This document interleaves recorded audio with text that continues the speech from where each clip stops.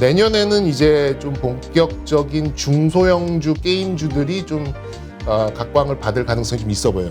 화학, 뭐 철강, 뭐 이런 또 소재 쪽이 제 개인적인 생각입니다만 주도주는 될 수가 없다라고 봐요. 자, 그러면 이번에 메타버스 NFT 네. 관련 게임주 이야기 한번 해볼까요? 네. 조정을 좀 세게 받았죠. 뭐 네, 20%에서 30%까지 그렇죠. 예, 고점 대비 이렇게 조정을 받았는데, 그래서 일각에서는 이제 끝난 거 아니냐. 네. 근데 또 그렇게 생각할 만하면 또 이렇게 또 반등하고 이런단 네. 말이죠. 네. 일단 어떻게 이 섹터 혹은 이 게임주 테마를 봐야 될까요? 네. 절대 끝난 게 뭐 제가 지난 그 출연 마지막에 요거를 좀 강조하고 좀 갔었는데 그 뒤에 20-30%가 깨졌죠. 근데 빠진 거의 절반 정도가 지금 뭐 2-3일 동안 또 확 올라오는 그런 부분이 있죠.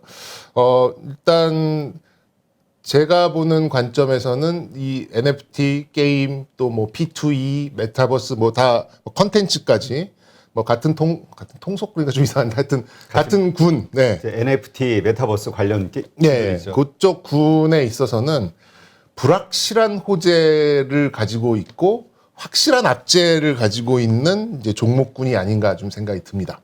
예, 지금 특히나 이제 아직까지 보여준 게 많지도 않은 그런 상황이었었는데 이제 하나 둘씩 그게 현실화되어 가고 우리가 기대를 했었던 것들이 이제 수치로 조금씩 이제 찍혀가는 그런 이제 초창기에 있기 때문에 지금으로서는 말 그대로 좀 불확실한 그런 호재들이 굉장히 많은 그런 시점이죠. 근데 이제 악재라고 볼 수 있었던 부분은 사실 이격이 많이 벌어진 것밖에 없었어요. 너무 많이 올랐다. 많이 올랐다. 예. 빠른 시간 내에. 뭐 나중에 돈 벌자 이거 지금 뭐 매번 적자고 이제 뭐 100억도 안 되는 매출인데 뭐 시가총액은 뭐 2조다 3조다 이러고 말이 되느냐라고 이렇게 했었던 것이 이제 그런 것들이 악재였었는데 사실 이제 이쪽에서도 하나 둘씩 좀 현실화가 되고 실제로 이거를 뭐 이렇게 무슨 가상 그 뭐 지도로 해놓고 뭐 땅 팔고 그러잖아요. 봉이 김선달이 아니냐라고 하는데 거기에 이제 돈이 또 몰려가고 뭐 세컨드 서울인가. 네네 그런 거 그리고 관련된 코인들이 이제 급등을 하면서 그 코인을 사용할 수 있게 되고 그렇게 되면서 과연 그 코인을 어디다 쓸 것인가라고 하는 것도 좀 해결이 되어가고 있고 말도 안 되는 이제 뭐 이런 거라고 생각을 했었던 것들도 점점 매출이 좀 찾아가고 있고 그런 것들이기 때문에 저는 불확실한 호재, 확실한 악재 사이에서 갖고 오는 어떤 테마주로서는 가장 좋은 그런 환경이 좀 자리를 잡고 있었다라고 좀 봐지고 그리고 이제 뭐 저는 브로커니까요. 브로커의 입장에서 이제 어떤 이제 고객들과 얘기할 때 가장 확실한 또 재료가 되는 거는 일정입니다. 언제 무슨 이벤트가 있는데 어떤 관련된 종목들이 있다. 그거만큼 사실 매매하기 좋은 또 그런 재료가 없는데 사실 이제 일주일 남짓 남았어요. 싸이월드의 재오픈이. 그렇게 되면은 이제 또 뭐 옛날 이제 뭐 감성팔이다 추억팔이다라고 폄하하는 분들도 계시지만 어쨌든 메타버스 플랫폼으로서 가장 좀 대중적인 이제 그런 이벤트가 좀 될 수 있는 것들이 앞서 있다고 한다면 저는 다음 주에도 이 관련된 종목들은 다 좀 강세 쪽으로 가고 있지 않을까라고 좀 생각이 들고 일단 가장 큰 그 플랫폼이라고 할까요? 이제 서로 줄을 대려고 하는 또 큰 그림을 그려가는 이제 기업들은 이제 뭐 위메이드 또 컴투스 홀딩스죠. 게임빌이 이제 이름을 바뀔 것 같으니까 그리고 뭐 카카오 게임즈 그리고 그 중간에서 어떤 이제 코인과 또 실제 거래를 또 매개체로 좀 가지고 있는 뭐 다날 이런 것들이 좀 대표적인 종목들로 좀 볼 수가 있겠는데 여기에 대해서 종목들도 일정 부분 조정은 나왔습니다만 또 어떻게 보면 하방이 또 굉장히 단단하게 또 좀 들어온 부분이 있어요. 그래서 제가 보기에는 일부분 또 이 대주주 양도세를 피하기 위한 그런 것들을 좀 거치는 그런 과정으로 삼지 않았나 좀 생각이 들어서 저는 다음 주 싸이월드의 리오프닝을 전후해서 관련된 종목들에 전부 다 좀 강세가 예상이 된다라고 좀 생각이 들고 이런 것들은 말 그대로 이제 뭐 투자로 길게 보시는 것도 좋겠습니다만 좀 매매로 트레이딩의 관점에서 뭐 어느 정도의 손절, 어느 정도의 목표가를 놓고 이렇게 접근을 하시는 걸 좀 더 저는 좀 슬기로운 이제 그런 투자의 방법이 아닌가 좀 생각이 들고 내년에는 이제 좀 본격적인 중소형주 게임주들이 좀 각광을 받을 가능성이 좀 있어 보여요. 내년이라기보다는 올 연말, 뭐 내년 초 이렇게 지금은 이제 플랫폼이 만들어져 가는 과정에서 이런저런 이제 테마 이것도 될 거야, 저것도 될 수 있어, 뭐 이러면서 미국에선 이게 되는데 한국엔 이게 있더라, 뭐 이런 얘기로 이제 어떤 스토리가 좀 만들어 갔다면 이제는 좀 중소형 게임사들이 자체적인 IP와 컨텐츠를 가지고 그 플랫폼을 이용해서 본격적으로 좀 돈을 벌어가는 이제 그런 과정이 좀 나올 것 같아요. 그래서 중소형 게임주 중에서는 제가 눈여겨보고 있는 게임주들이 이제 넥슨의 개발사죠.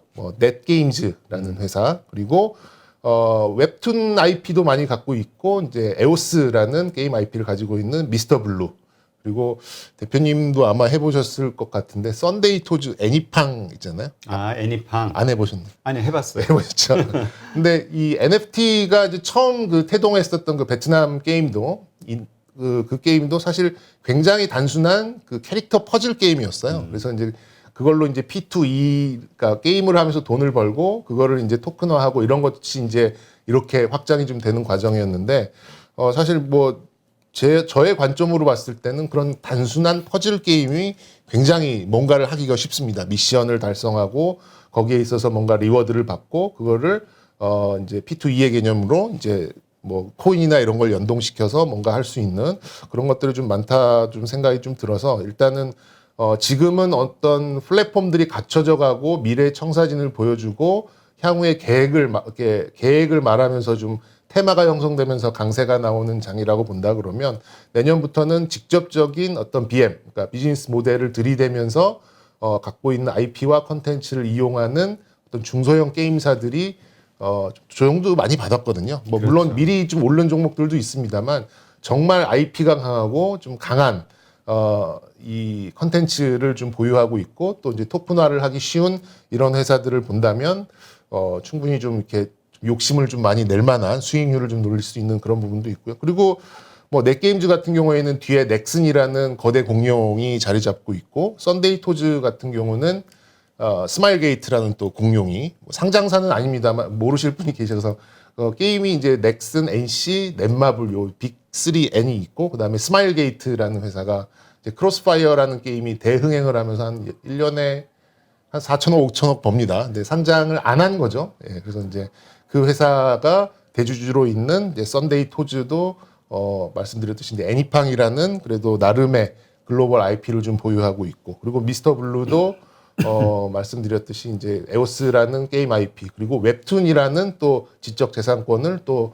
뭐 토큰화를 한다든가 또 게임이나 애니메이션이나 또 요즘 웹툰을 가지고 드라마도 많이 하잖아요. 그래서 그쪽으로의 또 확장성도 있고 하니까 어쨌든 지금은 말씀드렸듯이 이 싸이월드 리오프닝에 관련돼서 이 조정을 받았었던 기존의 주도주들이 다음 주에는 조금 회복을 빨리 하려는 그런 움직임이 있고 그 이후에는 말씀드렸던 좀 중소형 게임주들 쪽에서 일부 좀 높은 수익률을 보는 그런 매매를 하셔도 좀 좋을 만한 그런 종목들이다라고 좀 소개해드리고 싶습니다. 네. 일단 뭐 게임주 관련해서는 이제 워낙 그 뭐라 그럴까요? 하는 분들만 하는 섹터. 네. 예, 이렇게 인정이 되다가 지금 메타버스하고 NFT 때문에 이게 확 넓혀졌는데. 그렇죠. 네. 근데 어쨌든 지금 말씀은 지금 아까 일단 첫 번째 이제 트레이딩 개념으로 좀 보자 얘기하셨잖아요. 네. 네. 그렇다면은 그 고점 8만원 시점을 그 정고점을 목표로 잡는 게 맞는 건가요? 솔직히 말씀 정고점은 조금 어렵지 않을까 좀 생각이 드는 게 뭐 이제 뭐 대주주 양도세 뭐 이런 좀 이슈도 있고 그리고 또 장이 또 시간이 또 얼마 안 남았잖아요. 그리고 오늘 보니까는 다른 또 섹터들에서도 또 수급이 유입이 되는 게 좀 보였어요. 뭐 바이오를 비롯해서 뭐 이런 종목들이 좀 있는 거 봐서 11월 달처럼 게임이나 메타버스 NFT로 확 몰려가는 그 정도의 수급은 아니겠죠, 아무래도. 이제 그렇기 때문에, 뭐 전고점을 뭐 벗겨내고 더 올라간다, 뭐 그러면 좋겠습니다만, 뭐 일단 전고점 뭐 그 즈음, 뭐 대충 이렇게까지만 말씀드리겠습니다. 알겠습니다. 그러니까 정고점이 가장 큰 저항선이 네, 될 거다. 네, 저항이 좀 될 것 같아요. 그 아랫단에서 적절한. 네, 근데 전고점이라 봐야 거의 이렇게 차트를 보시면 이렇게 펜싱 칼 같이 피레침처럼 아마 날카롭게 돼 있을 거예요. 이렇게 봉으로 돼 있다기보다는 그렇기 때문에 전고점의 의미가 그렇게 크진 않습니다만 보통 전고점이라면 약간 그 어느 정도의 좀 기간이 횡보되는 이제 그런 구간이 좀 나타나야 좀 저항으로 좀 볼 수는 있겠습니다만 지금 봤을 때는 글쎄 뭐 전고점까지 한 번에 뚫을 만한 이제 그런 수급이 만들어질 가능성이 그 전보다는 조금 낮기 때문에 약간의 이제 보수적으로 뭐 전고점 뭐 그 즈음 뭐 요 정도로 좀 말씀을 드리겠습니다. 알겠습니다. 네. 요즘 그 철강주, 화학주, 네. 그러니까 경기 민감주들이 바닥에서 이제 상승하는 모습을 네네. 보이고 있잖아요. 네네. 그 대형주 중심으로. 그래서 많은 분들이 그 뭐죠? 이제 대형주의 어떤 상승, 장세가 네. 시작이 되는 건가? 뭐 이런 기대감 갖는 예. 분도 있고 또 이렇게 올라오면서 메타버스 이런 게임주들이 오히려 좀 네. 떨어지니까 그렇죠. 하여튼 이러한 것들 때문에 어떻게 앞으로 전략을 세워야 될지 좀 헷갈려 하시더라고요. 예. 저는 이게 이 화학, 뭐 철강, 뭐 이런 또 소재 쪽이 이쪽도 굉장히 조정을 많이 받고 정말 많이 떨어져 있는 상태에서 유가가 확 떨어지면서 이제 원재료에 대한 부담이 줄어들겠다라는 약간 상식적인 차원에서의 반등이었다고 생각이 듭니다. 그래서 뭐 제 개인적인 생각입니다만 주도주는 될 수가 없다라고 봐요. 주도주가 되기에는 좀 어렵고 말 그대로 모멘텀 콜이 아니라 밸류에이션 콜이죠. 지금 얘네가 버는 돈에 비해서 너무 많이 떨어져 있고 좀 수급도 많이 비어 있는 상태고 그리고 그걸 짓눌렀던 공매도들도 좀 청산이 되고 있잖아요. 왜냐하면 이제 공매도도 북클로징을 해야 되는 그런 시점이 오기 때문에 그러면서 그런 것들이 열리면서 어느 정도의 좀 반등이 좀 나왔고 거기에 이제 이론적인 배경을 짚어준 거는 유가가 떨어지면서 이제 원재료 값이 좀 줄어드는 이제 이런 그림을 좀 그려서 좀 반등을 좀 했다라고 좀 생각이 좀 들어서 이 부분이 어느 정도의 회복은 조금 더 일어날 수 있다라고 생각은 됩니다만 시장의 주역이 되기에는 아직까지 변동성이 많아요. 이러다가 만약에 유가가 다시 한 80불쯤 올라가 버리면 상승분을 많이 반납할 가능성도 좀 있지 않나 좀 생각이 들고 어쨌든 지금 굉장히 원재료가 많이 올라와 있는데 그것을 맞춰서 마진을 적게 받고 비싼 값에 파는 그런 과정이었는데 원재료가 좀 낮아지는 상황이 온다고 하면 이 마진을 먹을 수 있겠구나라는 이제 그 좀 단순한 논리에서 관련된 종목들이 비어 있는 수급을 타고 어느 정도 좀 반등을 한 거기 때문에 향후에 이제 유가의 민감도를 좀 키울 가능성이 있습니다. 이런 쪽은 그래서 유가가 좀 떨어져서 60불대에 머물러 준다면 해당 종목들은 조금 더 이제 밸류에이션을 찾아서 자기 자리를 찾아서 갈 가능성이 좀 있어 보이고 만약에 70불대 한 중반 후반 이렇게 올라오면 상승 탄력은 조금 떨어질 가능성이 좀 있다고 좀 생각이 들어요. 그런데 지난번에도 뭐 대표님과 좀 얘기를 좀 나눴었는데 조선주는 조금 입장이 다른 것 같아요. 조선주는 말씀드렸듯이 이제 2년 3년 전에 싼 원재료로 한 중간쯤 되는 이제 선가의 이제 수주를 받았던 것이 지금 그 정도의 성과인데 원재료가 올라가 있는 상태로 납품을 해야 되니까 그쪽에 가질 수 있는 마진이 굉장히 적은 상태였는데 내년이면은 거의 그 물량이 이제 다 인도가 끝납니다. 그렇게 본다고 하면 이제 비싼 값에 이제 수주를 받고 비싼 원재료의 값을 이제 커버할 수 있는 전가시킬 수 있는 이제 그 영역으로 좀 들어온다고 하면 내년 특히 한 중반부 이후부터는 조선주의 그 마진 그 순이익단은 굉장히 빠르게 개선될 가능성이 좀 있어 보여서 일단 저 개인적으로는 경기 민감 섹터 내에서는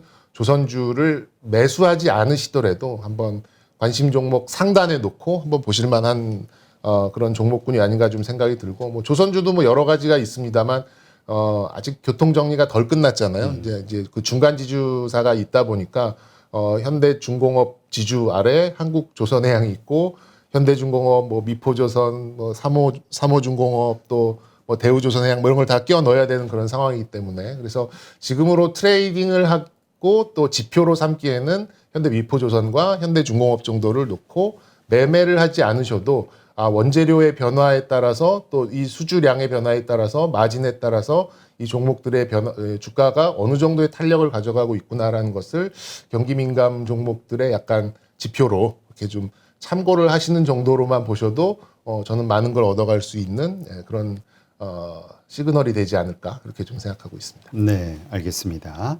오늘 아까 잠깐 뭐 말씀하셨지만 바이오주 움직임들이 약간 네. 심상치 않아요.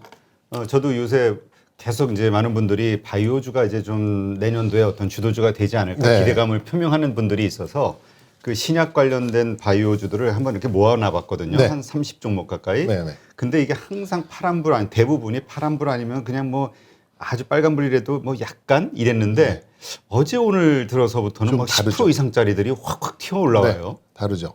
그거 제가 이제 한 달 전에 여기 또 나와가지고 일단 바이오는 비수기인 겨울에 사셔서 성수기인 내년 1분기에 매도를 하시는 전략이 좋습니다라고 이제 우아한 말씀만 드리고 좀 떠났었는데 실질적으로 움직이는 거는 이제서야 아주 움직이더라고요. 그래서 그런 것들을 좀 살펴보면 반드시 일정이 있습니다. 뭐 어떤 이벤트에 대한 일정, 그거를 이슈를 자극해주는 이제 뭔가의 클루가 있는데 오늘 보시면은 이제 JP 모건 그 컨퍼런스에 참가할 그 명단이 아니라 그 업체들이 일부 공개가 됐어요. 그런 이제 일정들이 나오면서 관련된 이제 종목들 일부 이제 올라가고 있고 또 강세가 나오는 종목들을 보니까 이중항체, 그러니까 항암제 관련된 종목들이 먼저 좀 튀어나왔거든요. 뭐 네오 이뮨텍을 비롯해서 뭐 이중항체는 아닙니다만 어쨌든 항암제 관련돼서 뭐 네오 이뮨텍을 필두로 해서 또 이중항체 대표적 뭐 ABL 바이오, 에클론 이런 종목들이 좀 올라가는 걸로 봤을 때는 이쪽에도 너무 좀 낙폭이 좀 심했구나라는 걸 다시 한번 새삼 한번 좀 볼 수 있는 그런 상황이었고 어쨌든 일정적인 그런 이슈가 내년 1월, 3월, 4월, 5월 쭉 있거든요. 무슨 학회 또 있으면서 그리고 또 이 바이오 관련된 종목들의 주가가 또 너무 많이 밀려 있는 그런 상황이기 때문에 약간 경기 민감 뭐 화학 뭐 철강 이런 거하고 약간 비슷한 부류의 좀 반등이 아니었나 좀 생각이 들어요. 그런데 조금 이제 다른 생각이 또 드는 거는 따라가고 싶다라는 생각은 별로 안 들어요. 아, 그래요? 예. 그러니까 뭐 제 거래하는 손님한테 요 바이오 좀 올라가고 있으니까 요거 한번 따라서 한번 사보시죠라고 제가 손님한테 콜을 드리기에는 조금 부담스러운 좀 입장입니다. 저는 오히려 조금 눌림목을 기다려 볼 것 같아요. 지금 올라갈 때 예, 쫓아가는 것보다. 지금 쫓아가는 것보다는 아무래도 뭐 아까 언급드렸듯이 이제 공매도들이 이제 북클로징하면서 좀 청산되는 부분도 있고 원체 비어 있는 이제 그런 수급 상황에서 조금의 이제 프로그램 매수만 들어가도 뭐 매도가 굉장히 얇기 때문에 매수가 조금만 스며 들어가도 훅 오르는 부분이 좀 있잖아요. 그런데 말씀드렸듯이 이게 이제 어떤 모멘텀을 가지고 올라간다기보다는 너무 많이 빠진 저가에서 어느 정도 좀 수위를 높이고 좀 정상적인 구간으로 오는 그런 상황이라는 좀 생각이 들어서 이걸 곧바로 따라가고 싶다라는 생각보다는 조금 지켜보고 뭐 예를 들어서 100주를 산다라고 하면 뭐 5주, 10주 정도야 이제 보초병으로 좀 매수를 할 수는 있겠습니다만 본격적으로 여기 비중을 실어서 쫓아가고 싶다라는 생각은 물론 제 개인적인 의견입니다. 좀 본능적으로 조금 들지 않은 것 같고 오히려 저는 다음 주나 아니면 그 거래 마지막 주 정도에 눌림목이 한번 나온다면 그동안 탄력이 좋았던 종목들을 조금 좀 추려서 그 안에서 이제 매매거리를 좀 찾아보는 게 어떨까라는 좀 생각이 들고 매년 이제 이런 컨퍼런스가 있으면은 이제 올라가는 종목들은 뭐 비슷해요. 뭐 일단 기본적으로 기존에 이 기술 수출에 대한 이제 레퍼런스가 있는, 그러니까 한 번이라도 기술 수출을 뭐 조 단위가 됐든 천억 단위가 됐든 기술 수출을 하고 지금도 임상 실험 단계 뭐 2상, 뭐 3상, 뭐 3상은 잘 없습니다만 뭐 이렇게 그렇다고 해서 막 전임상 단계 뭐 이런 것까지 움직이기에는 좀 그렇고 일단은 1상, 2상 그리고 오늘 올라갔었던 그런 이중항체 관련된 종목들은 또 이 글로벌 빅파마들하고 이제 같이 임상 실험을 이제 하는 부분이 있거든요. 그런 것들에 있어서의 움직임 중에서 좀 좋은 종목들을 좀 추려서 하는 이제 그런 매매가 조금 더 어울리지 않을까 개인적으로는 이렇게 생각하고 싶습니다. 네, 그렇군요. 네. 하여튼 이 바이오주는 보니까 그러니까 말씀하신 대로 1월, 그러니까 이것도 이렇게 좋은 흐름은 아마 1월 정도까지일 거다 이렇게 보시는 거잖아요. 네, 일반적인 흐름은. 그렇죠. 네. 그러니까 이거는 아무래도 실적이라든가 보여줄 수 있는 게 없다 보니 모멘텀이 있을 때, 이슈가 살아 있을 때 그 수급이 몰리면서 올라갈 수 있는 그렇죠. 어떤 섹터라고 우리가 이해하면 되겠죠. 그렇죠, 그렇죠. 그리고 그 이벤트가 끝났을 때 어느 정도 수급이 조금 약해질 때는 뭐 좀 트레이딩 관점에서는 좀 빠져나오는 그런 이제 흐름으로 좀 가시면 좋을 것 같고 바이오가 일단 바닥을 찍고 올라오는 거에 대해서는 모두 다 수긍을 하는 것 같습니다. 뭐 그렇게 본다면 일단 뭐 눈여겨 보시되 좀 따라가는 매매보다는 이제 눌림목을 좀 이용해 보는 이제 그런 전략이 어떨까 이렇게 말씀드리고 싶습니다. 네, 알겠습니다.